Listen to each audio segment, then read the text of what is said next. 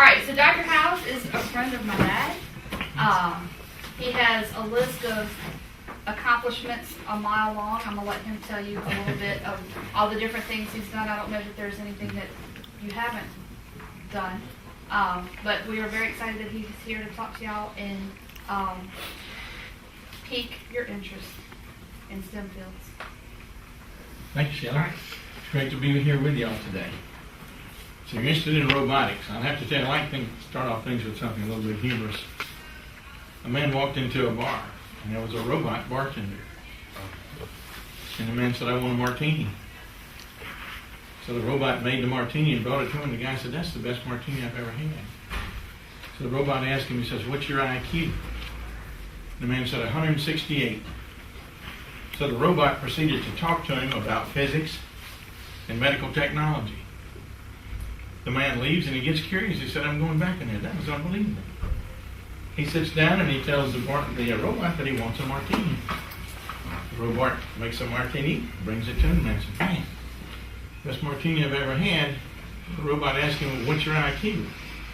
The man pauses a little bit and he said, 100. So then the robot starts to talk to him about Budweiser, NASCAR, and John Deere tractors. One more time the man goes out and comes back in and he's still very, very curious. He goes back in the bar and he orders a martini again. Again, the robot brings him the best martini he's ever had. The robot asks the man again, "What's your IQ?"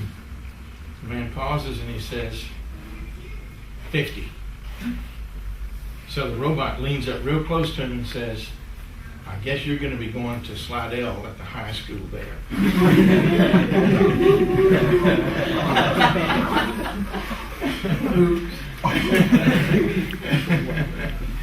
In their robotic program there. It's terrific to be here with y'all. I was born and raised in a small town, Ponchatoula, just adjacent to this area.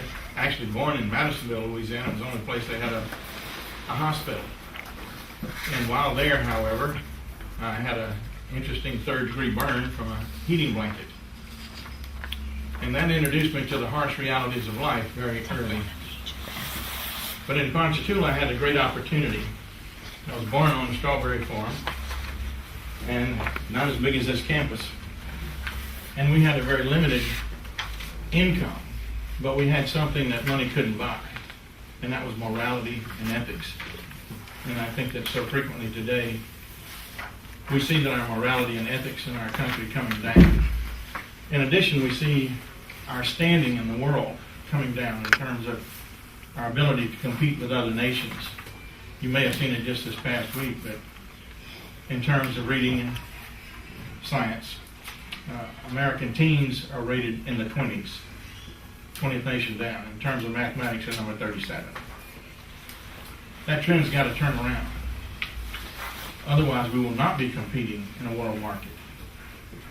The only countries that have continued to go up have been Singapore and China.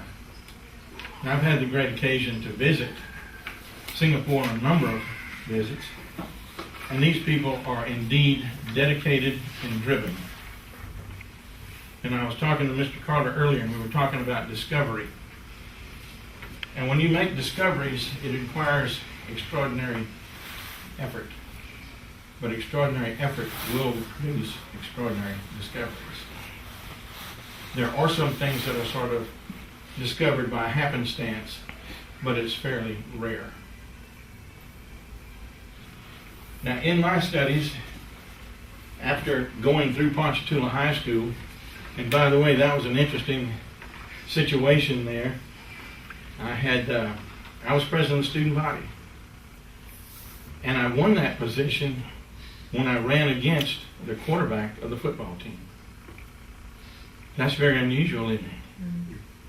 But I played a guitar and sang, and that person had told me later. He said, "Man, I'll never forgive you for beating me on that election." He said, "Don't blame me, blame the guitar."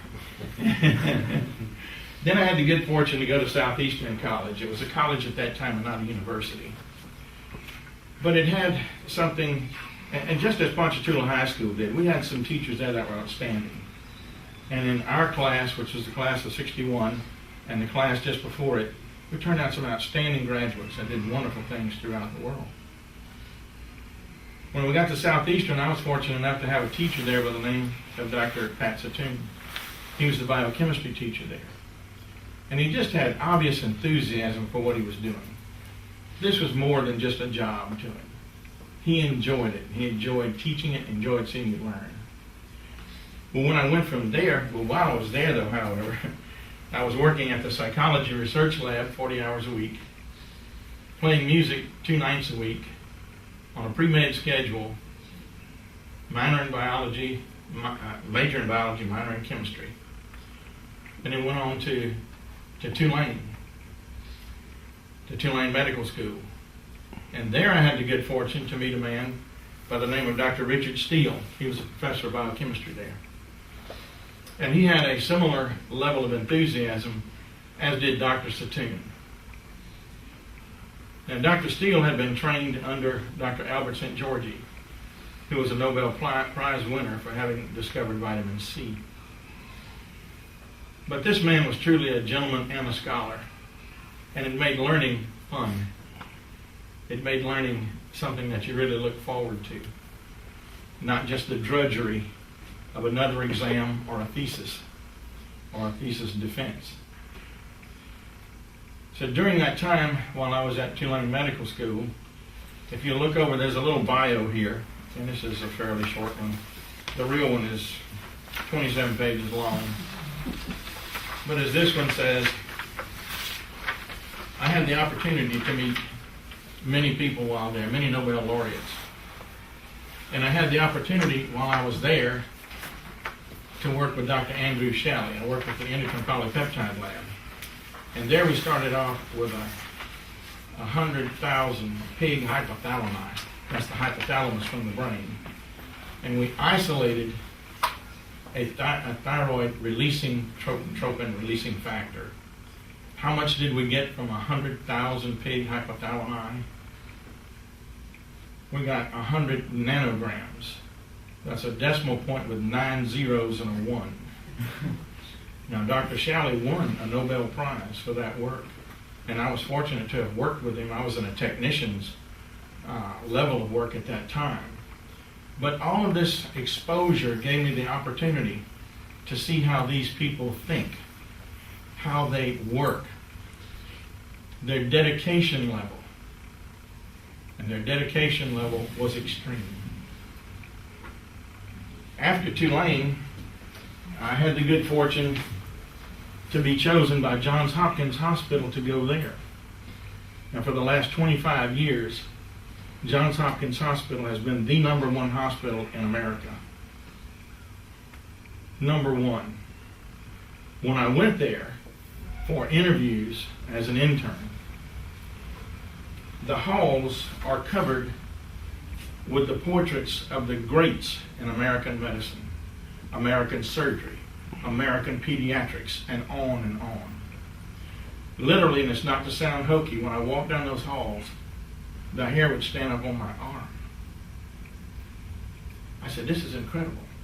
I've got to be a part of this. Now, the salary at Hopkins was menial at best. We calculated it out, it was less than 30 cents an hour. But that's not what I went there for. I went there for the opportunities that it would provide for me, and the opportunity to work with the greats in medicine. And if you look on this little bio, you'll see, let's see the 4th paragraph down. Dr. George Zeidema, he was the chief of surgery at that time. And when I was interviewing for that position, there's a match program between interns and hospitals. You select your top list, whether it's Harvard, Hopkins, Mayo Clinic, Cleveland Clinic, etc. And then they in turn make a list of George, Joe, Randolph, etc. And then that thing comes together, and then you get this matching program. Well, I matched them for #1, and they matched me for #1, so I got chosen to go there. So I asked Dr. Zeidema, I said, well, while I'm here, I had just come from Tulane, where I was able to finish an MD and a PhD in biochemistry simultaneously. That was the first in the history of Tulane Medical School. And Tulane Medical School's been around a long time. See, that explains I used to have hair, but it goes with time, but it's just hair. You know? I'm more interested in what's in the head than what's on the head. So when I asked Dr. Zeidman if I could do research work concurrently while I was doing this internship and residency in general surgery at Johns Hopkins, he at first said no. And I said, no, because you won't let me, or no, because you don't think that I can do that. He said, it's no, I will let you, but I don't think you can do that. Hopkins had the highest divorce rate of any residency program in the country. And it was the #1 place where all residency programs started, was at Johns Hopkins. And by the book, you were only supposed to be working every other night. And every day, but every other night. But that just wasn't true. You worked when you were needed. And when were you needed? All the time. So that made for a tremendous difference, but he allowed me to have a lab. So from the time I was an intern, going through the most demanding surgery program in the country, I was able to run my own lab, generate my own grants, train my own lab technicians, sleep on the floor, as it said in here, because there was no time to do anything else. A floor just like that one. I'd get a couple sheets out of the intensive care unit and snitch a pillow, because efficiency of time is one of the most important things that you have. Never forget, at Tulane Medical School, Dr. George Birch was the head of cardiology there. And he's the one that did the original work with the chimpanzees and the dogs, the heart work with those that were going into space. He was a brilliant man and very demanding. Most students didn't like him because he would put you on the spot instantly in front of all of your peers. So you better know what you're talking about, or you're going to be really humiliated.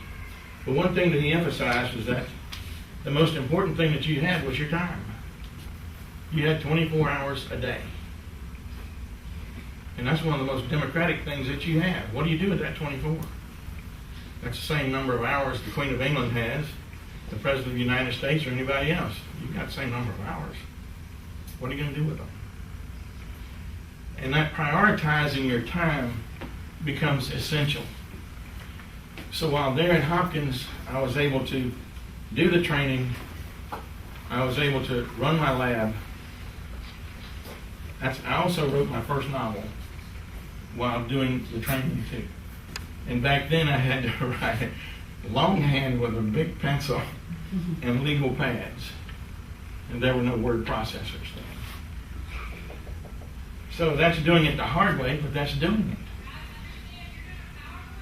Now, one of the things that occurred while I was at Hopkins, I was running the emergency room. And Hopkins Hospital was placed where it's located because it's in the center of a large ghetto.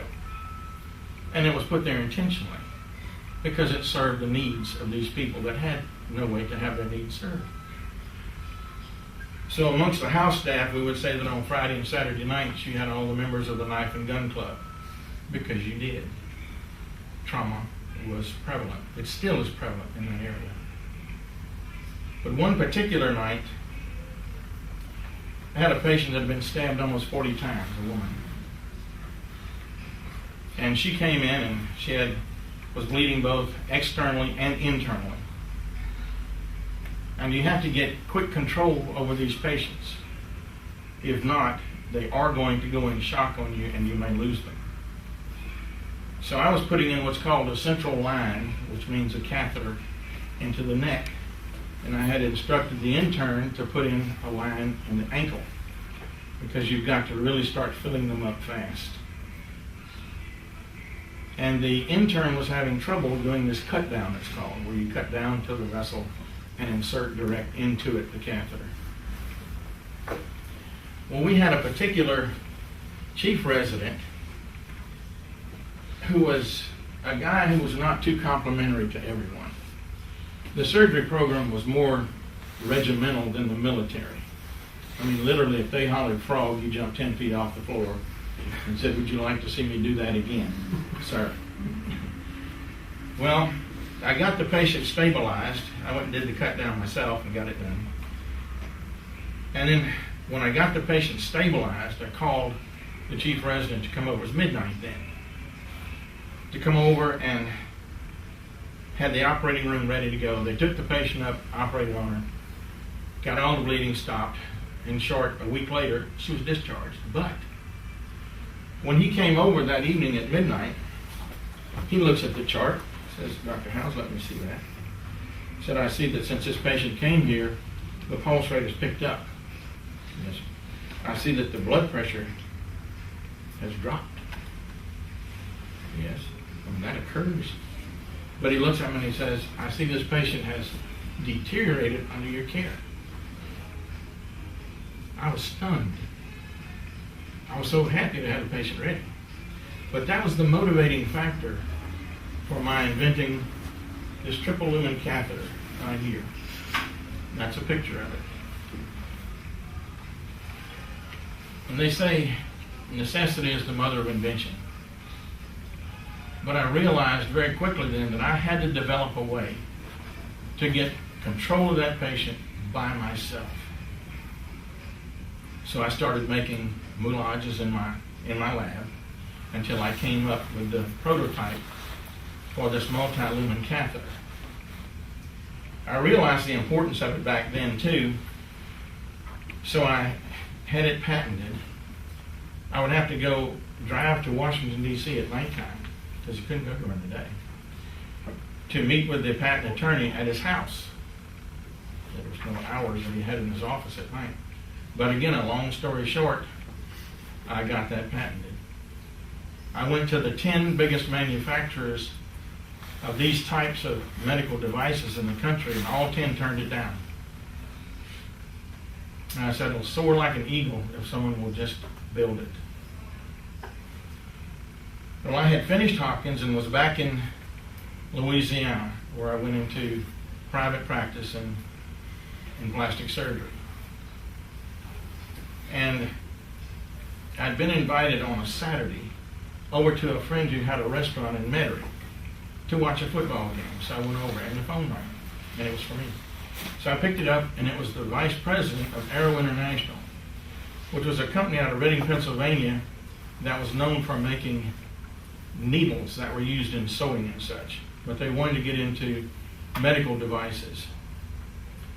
So they said they had a doctor who had come to them who had this idea for a multi-lumen catheter. In other words, this catheter will do a lot of things at one time. You can measure central venous pressure through it. You can give blood and blood products, give fluids and electrolytes, withdraw blood samples, all through this at one time. Whereas prior to that, when I was in training, it took a separate catheter to do each one of those things. And each time you put in another catheter, you give the patient more time, more pain, and you run the problem of getting an infection at the site where it's inserted. So they said that they had gone to the literature and they found that I had patented that catheter 2 years prior. I said, that's right. They were interested. So I said, if you're interested, I'll tell you what I'll do. I'll fly up there on Monday. That was on a Saturday. No lawyers, and you and myself and the head of Aero International, the president of it, will work out our deal. No lawyers. That's very unusual too. Make a long story short, by noontime we had a deal worked out. Make another long story short, within 6 months it became the #1 venous catheter in the world.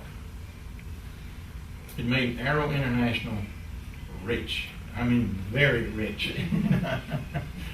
And probably in terms of today's market, all of the catheters that have been sold since then, probably $1 billion idea. Now, the head of Aero International was a Harvard MBA graduate, a very difficult man to deal with. He introduced me to the term brinksmanship. And by that, you push a deal right up to the brink to where it will nearly fail before they yield on anything. So I was a relatively naive country boy from Ponchatoula. And here I am up against an MBA from Harvard. I did pretty well. Now, On the 25th anniversary of that catheter, Arrow International had a celebratory party in Reading, Pennsylvania. That was their home district. They invited me to it, so I went up to it. And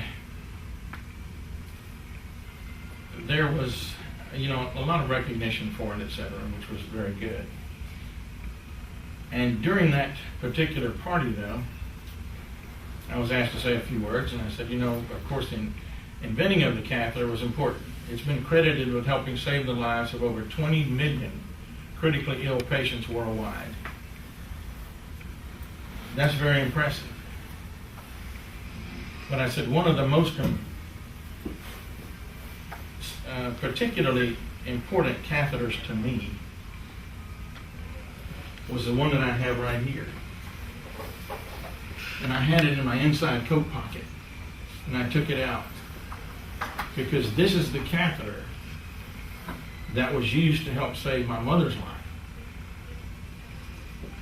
When she was 80 years old, she had to have an aortic valve replacement. And that catheter was used for her surgery.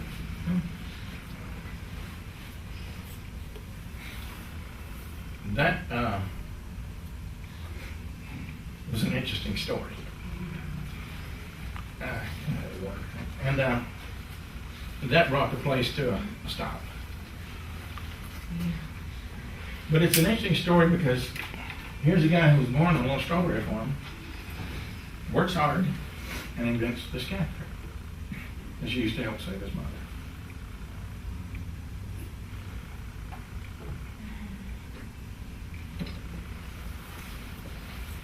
Now, during the time that I was practicing in New Orleans, which started in about 77, I wanted to give back.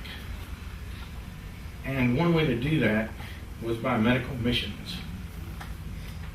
So I contacted a friend of mine who was also a plastic surgeon. He was from Hawaii. His name was Claude Caber. I said, Claude, I want to participate in some of these medical missions where you go to the remote areas and help people who really have nothing. He said, I know just the guy you need to call. And his name was Dr. Ernesto Espaldon. He's a Filipino. And he passed away about 5 years ago. But he was about a 5'8" Filipino, but one of the tallest men I've ever seen. He had the Balikbayan medical mission, and that means return to your roots. Well, I called him and I told him that I wanted to participate in these, and he said, fantastic, meet him in the Philippines, etc. And we went on that first medical mission to a place called Vigan, which is in the northern part of the Big Island.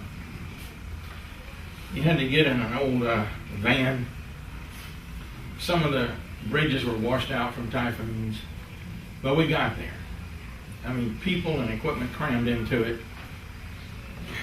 It looked like something out of a college movie where you're trying to see how many people you can get into one car to set a new Guinness Book of Records. That was us. But we got there, and the whole time that I was at Hopkins in the plastic surgery training, I think I was able to do 2 cleft lip patients. Little babies with the split lips. In 3 days, Dr. Espaldon and I did 54. It's rather indigenous in some of the islands there. We worked to where we worked the nurse anesthetist in the chest pain. You had to take off the night. But that's the kind of need that there was.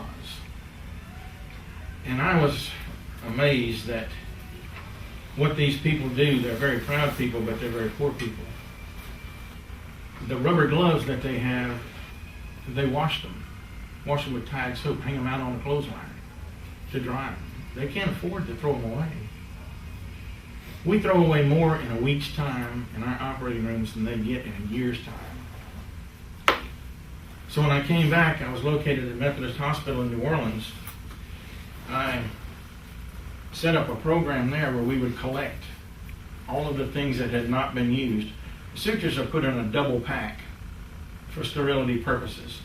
And if you open the outside pack, the inside pack's still sealed. But here we throw it away if you don't use it. Well, that thing is still good There's no reason to throw it away when a lot of people can use it.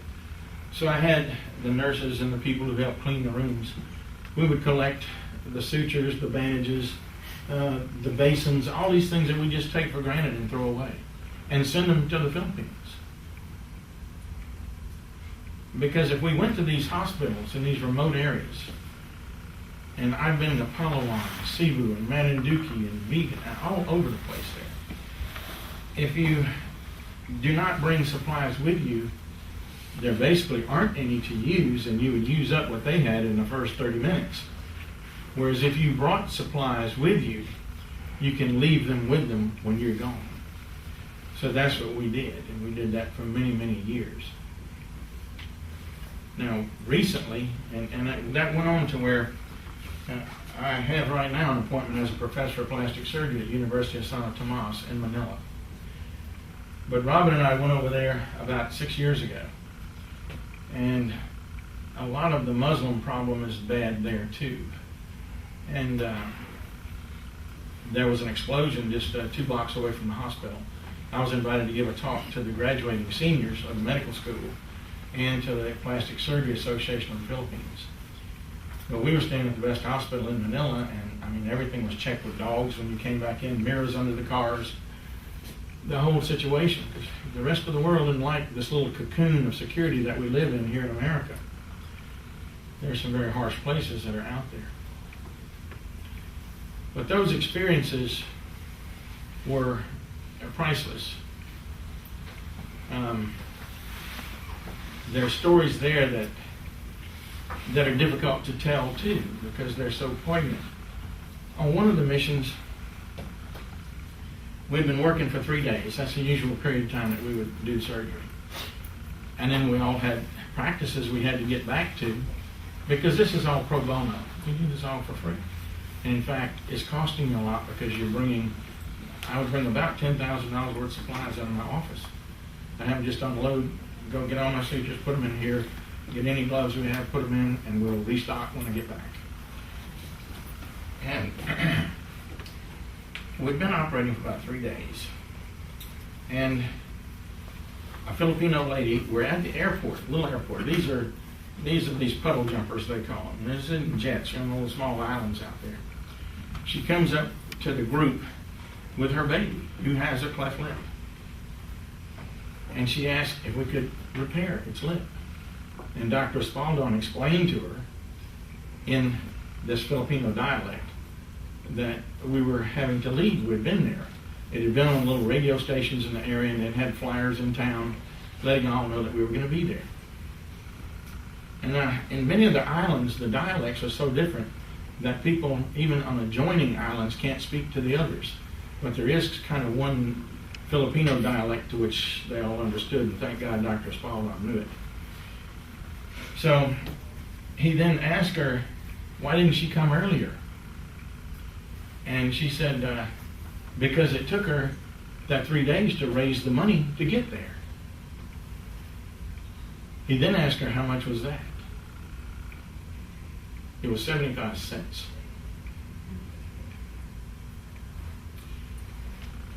So one of the people broke and went back and took care of that kid.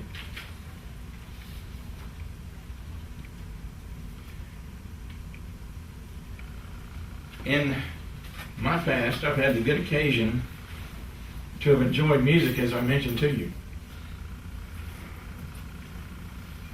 I've had the occasion to play the Grand Ole Opry, which in country music is about the pinnacle, about as high as you're going to get. I've had the occasion to play the World's Fair, to play the Hacienda Club when it was still open in Las Vegas, and play on the Avenue of Stars in Los Angeles. And putting all that together, though, while I was doing these other things, that's what I meant about utilizing your time efficiently. It's the best ally that you have. And at your age, and it's just wonderful to see that y'all are looking for, that you have that intellectual curiosity. You're looking for creativity in robotics. ingenuity, a better way to do things. I applaud you for that. I think it is fantastic. And I applaud Dean Kamen for supporting such a super program. But I also want to challenge you to use that inventiveness and that creativeness into areas that can help mankind. It needs it. Just this morning, I pulled up on the internet the number of people, 14 million will be diagnosed with cancer this year, new patients, worldwide. 14 million. We have what in Louisiana? 4.5 million population in the whole state. Of that group, 8.2 million will die. But when you look at the world, the number of people who are affected by malaria and by HIV/AIDS far surpasses those. Malaria will have over 207 million new cases this year. HIV/AIDS has killed over 23 million and there's 40 million infected.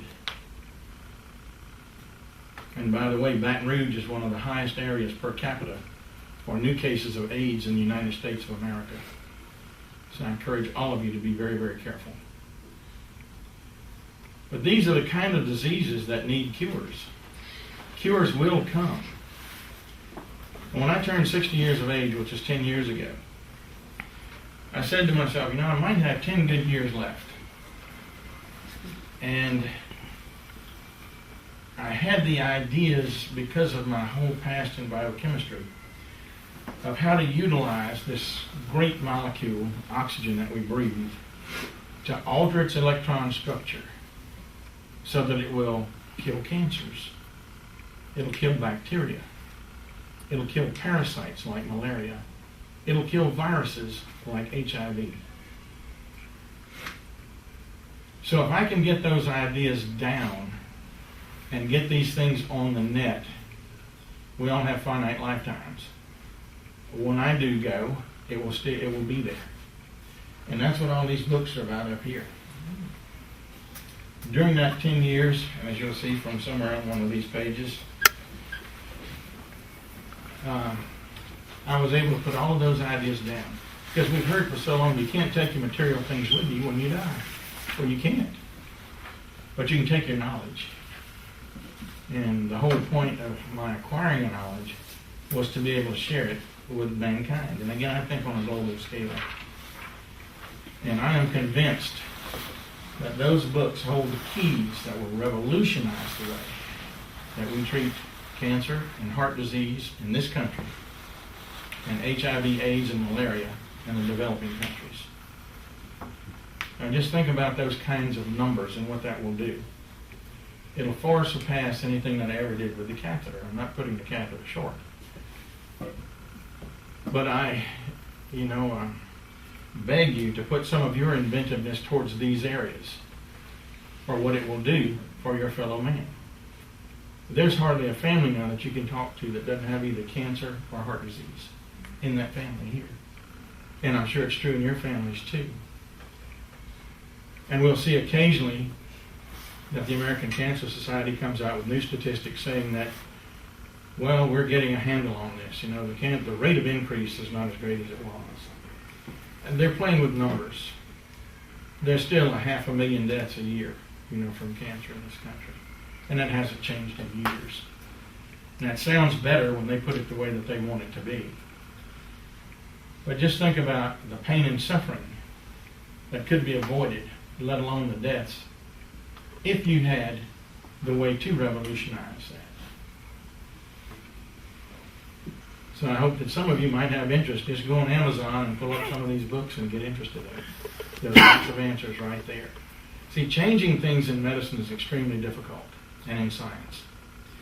When ideas get accepted, it's like an old thing about a lie. You repeat it enough, it sounds like the truth.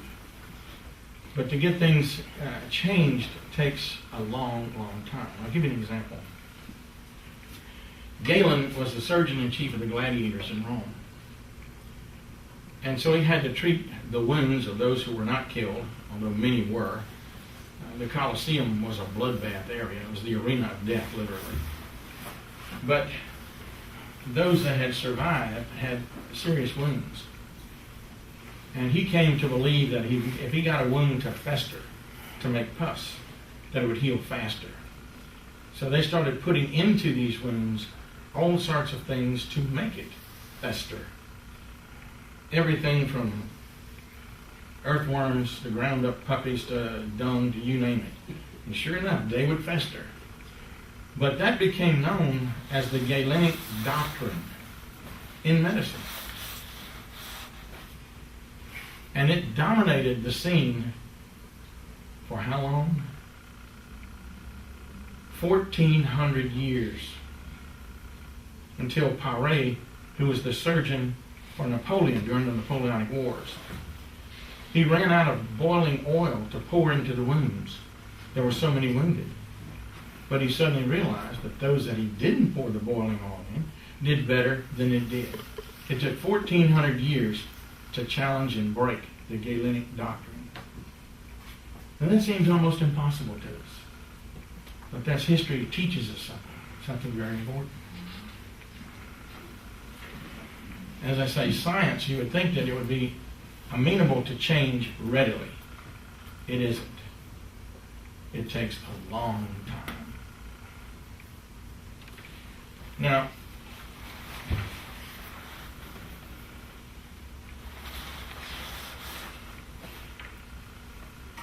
these particular books, I put a page back here for you on antioxidants because that's been the focus of a lot of my work. I put that in because over half the population is taking these things.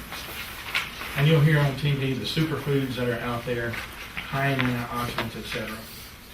Well, it just didn't make common sense to me that as one prominent biochemist said in 2003 in Reader's Digest, Bruce Ames, UCLA biochemist, he made the comment that how ironic it is that the very thing we need the most, which is oxygen, is killing us. And I said then and I say now, Forrest Gump could figure out that that's nonsense if he had the data. And I challenge everyone to do the House pinch your nose test. If you think that this diradical, which is what oxygen is, it has two radicals, it has two unpaired electrons. If you think it's that lethal, pinch your nose for 5 minutes, and then we'll discuss how toxic you think oxygen is.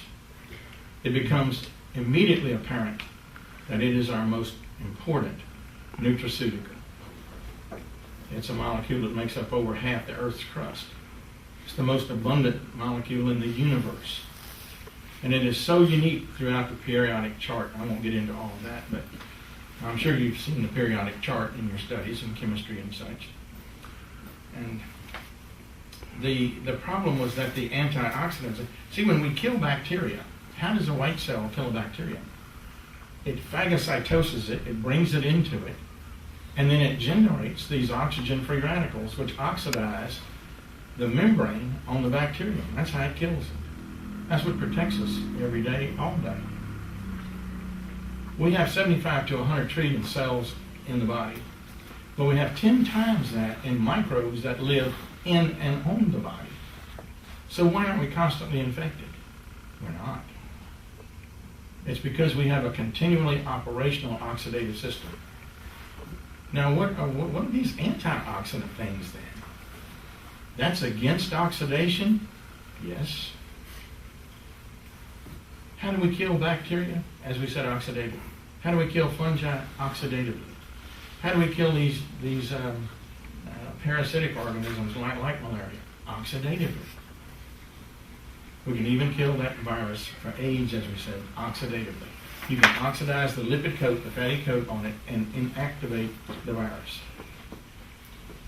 So what would happen if we take excessive amounts of antioxidants? See, there are 7 major pathways in the body for which they are crucial. Cellular communication. All of these 75 to 100 trillion cells have to have crosstalk between themselves constantly. In other words, our brain's talking to our thyroid, to our pancreas, the kidneys, etc., all constantly. We think we're not doing anything, we're just sitting here. Wrong. We're busybodies. We're real busy. And I've been so impressed. If you want to be humble, start studying the magnificence of life itself. And that will humble you. Then, of these things that are crucial to the body, such as wound healing, oxidative. We mentioned killing cancer, oxidative. Immunity, the immune response. You got to generate these oxygen-free radicals, oxidative. Detoxification in the liver, pesticides, herbicides, or anything else harmful to you, oxidative. So what happens if you overload on antioxidants? Which is what they're encouraging you to do every time you turn on the TV. Get these antioxidants. They're going to be wonderful for you. You'll never have disease, and you'll live to be the age of Methuselah and not have a wrinkle. That's nonsense. There's no regulation of these things for either safety, efficacy, either one. The FDA doesn't regulate them. There was a bill passed, a law actually, in 1994, the DSHEA Act, that declared these things are food. They're not medicines or drugs. So there is no regulation. But even with regulation, FDA-approved drugs kill 340 people a day in America, 128,000 a year, in hospitals, let alone the ones who are outside the hospitals. So you have to be very careful of what you do. It pays you to know some biochemistry in the long run. Now that's not injuring them, that's killing people. So you have to be very, very cautious. And as a physician, you have to be cautious. That pen right there can be a lethal weapon if you don't know what you're writing on a prescription pad. And I always taught my medical students and interns and such that very fact. Because unfortunately, the first thing now that a doctor will do when you go in to see him, and I'm talking about my peers here, they may not like it, but you got to call a strike a strike. The first thing they do is whip out their prescription pad. Here, let me write these for you. Take these, get these. Unfortunately, doctors are so busy today in the real world that they do not have a lot of time to research these things, which I do. And they get their primary information from a detail person, that is someone who's selling these products. They're a commissioned salesperson. So these physicians are not getting the facts, if you will, on these drugs. And not only do we not know all of the reactions of each single medication, but when you get into polypharmacy, when you're taking many of these medications at the same time, we really don't know what they do. And fortunately, we don't know what they do until it's too late. So you have to be very, very cautious. We're very smart in this day and age, but just because something is called a medicine doesn't mean that it won't hurt you. And just because something's called a therapy doesn't mean that it won't kill you. That's where you've got to be cautious. Now, in terms of revolutionizing the way that we treat cancer and heart disease here, I have two dreams for that, and maybe some of you guys can help make those come true. One is with cancer, that if we can get to that cancer, externally or internally, and now with cath labs, we can put a catheter anywhere in the body, from the stomach to the heart itself, into the brain. If we can get to it with an injecting catheter, we can kill that cancer with these oxygen products. And the beauty of them is that they are selective. They do not harm normal cells. That's key. Because if you've had relatives or friends who have had to undergo chemotherapy or radiation, you know that there are lots of effects to these two modes of treatment. I'm convinced that we'll look back on those in the not too distant future and look at it as one of the most barbaric periods in the history of medicine. But then it is incumbent upon us to come up with better ideas. Those ideas are in those books. Please help try to make it a reality. With heart disease, my dream for that is if we can get to a blockage such as occurs in the coronary vessels, that occurs prior to heart attacks. And the numbers for heart attacks, as you know, barely exceed, but they do exceed those for cancer. But if we can get there with these products or an injecting catheter and dissolve that plaque in situ, right where it is, you would need no surgery, no stent, or anything else, and go on your way. Now, the work for that I've described, and that's laid out in my books here. That can become a reality. The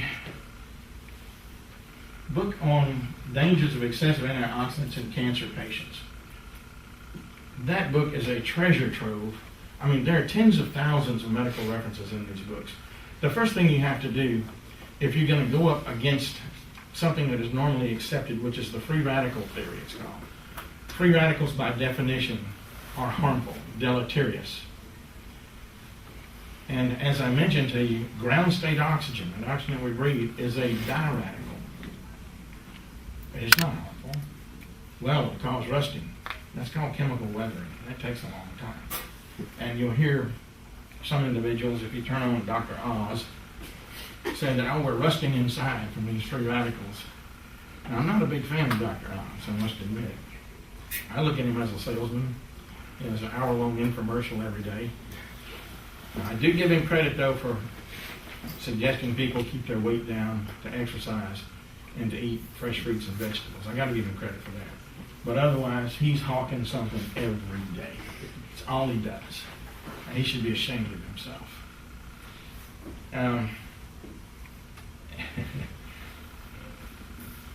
So one has to be, as I say, cautious about these antioxidants. We find that in the studies, they do not work when they're isolated as a compound, as they do when they're incorporated into whole fresh fruits and vegetables. If you want some antioxidants, eat some fruits and vegetables. That's fine, because you need a certain number of them to supply electrons to oxygen so that it can reach these other states where it will kill cancer, where it will dissolve a plaque, where it will kill a bacterium, kill a fungus, kill a virus. It's got to get its electrons somewhere. Oxygen is an electron acceptor. Antioxidants are electron donors. But what happens when you donate too many? And this took years. There's something that Bertrand Russell used to refer to as an intellectual high. And to me, it's really the time that light clicks in the brain and says, I have a better idea, or I now see the answer. And I had to think for years, well, if antioxidants, if we need a certain number, why excessive levels bad for you? Oxygen needs them, right, for the electrons? The problem is that if you look at the metabolism of oxygen, if you keep supplying oxygen, electrons to it, it goes to water. It forms water, and water is non-reactive. You supply too many, you made it unreactive. Whereas if you supply one, you have the superoxide anion, you have two, you have the hydrogen peroxide, supply three, you have hydroxyl radical, etc. But give it another one, then it becomes inactive again. You can overload the system. That's what that book, Antioxidant Overkill, is about. And I finally saw, aha, here's why. So I want to encourage all of you to keep that intellectual curiosity. Keep that inventiveness. And find the best way that you can get it to apply to all of your fellow human beings. But I applaud you on the work that you're doing, and I would like to see more about it. And I thank you very much for your attention and your time today. Do you have any questions? Then we'll have a quiz. Nobody likes a pop quiz, do they? Any questions? Those books took 10 years to write those. Thank God, Robin, my wife, was very patient. She would just slide food under the door of my office. But that's the kind of dedication that it took to do that. How long did it take from your idea to where you got a working product? That took Well, I built the prototype within 6 months, but to get it to the manufacturer and have them actually produce one was about 4 years. And of course, in that time, you just wish that you had it, but you have to have the manufacturer who really sees what it's going to do. Once it was produced, there were individuals who would go to the meetings where we were headed in exhibits, surgery meetings, and they would buy one from our reps, bring it back to their labs, chop it up and stamp their name on it and sell it. That's called stealing. The fancy word's infringement. To protect that catheter, it took 6 years in federal court and $2.1 million in attorney's fees.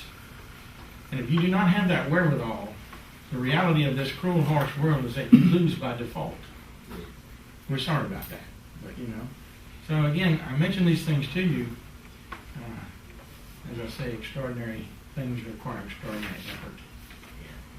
Now, Mr. Carter had mentioned something earlier too about the catheter that I had literally forgotten about, and that is, would you tell me about that, Don?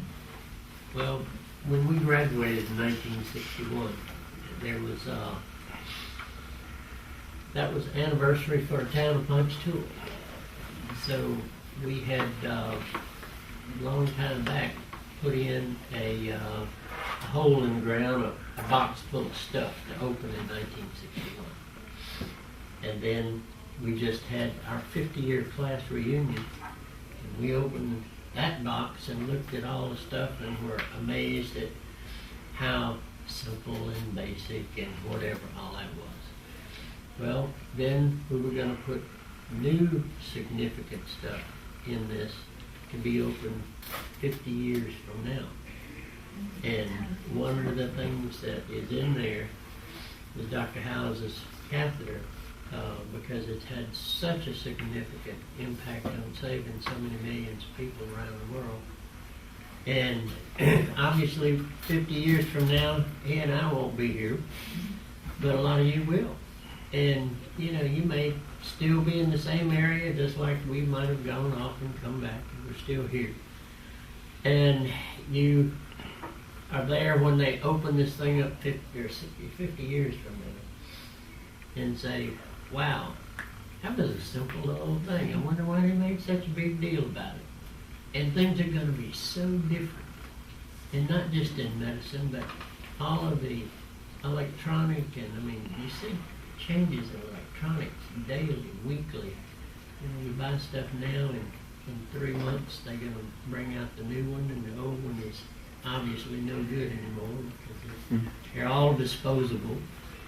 And it's going to be amazing, the changes that you all see and the opportunities that you have.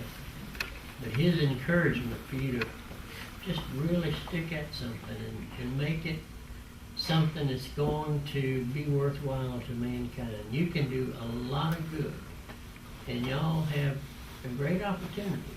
Y'all have good minds and good futures ahead of you, and if you really get a passion for something and stick to it, there's just no limit to what you can do. You couldn't have said it better. There is no, the sky's the limit. And so that's why we encourage you so much to use that inventiveness, to use your curiosity. When you see things that aren't going the way that it should, you say, wow, this isn't working the way it should be. Well, what can I do to make it work better? What changes can I make? You can make a lot of them. I encourage you to do that. Thank y'all very much. Well, thank you. We really appreciate you coming.